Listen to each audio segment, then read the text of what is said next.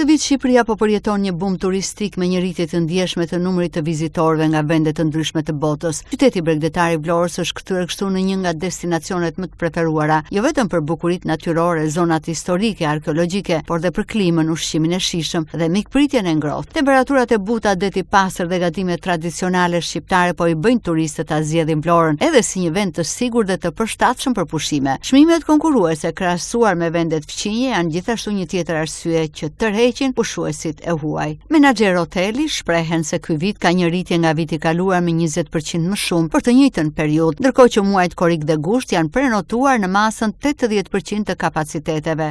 Në ndryshim nga viti i kaluar kemi pasur një rritje prej 20% të rezervimeve në hotel. Kryesisht kanë qenë nga Franca, kanë qenë nga Anglia, nga vendet nordike dhe Gjermania. Ndërkohë pushues të huaj që ndodhen në këtë periudhë në Vlorë shprehen: Kemi ca ditë pushim dhe vendosëm të bëjmë ca pushime pa fëmijët. Googulluam dhe pam vendet, biletat, çmimet, por dhe motra ime më sugjeroi Shqipërinë dhe ja jemi këtu. Do vizitojmë edhe Dërmion. Deri tani po e shijojmë edhe motin, ushqimin. Vendet bukura ka Vlora dhe sigurisht do ta sugjeroja për dikë që do pushime afër në destinacione dhe për çmimet më së shumti.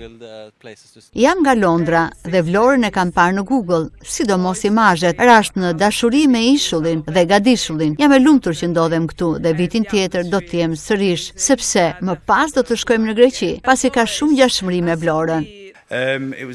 Jam nga Londra dhe gjithmonë kam dashur të vi në Shqipëri. Një vend i mrekullueshëm me njerëz dhe plazhe shumë të bukura. Vitin tjetër do të vizitoj veriun e Shqipërisë. Milano è invivibile.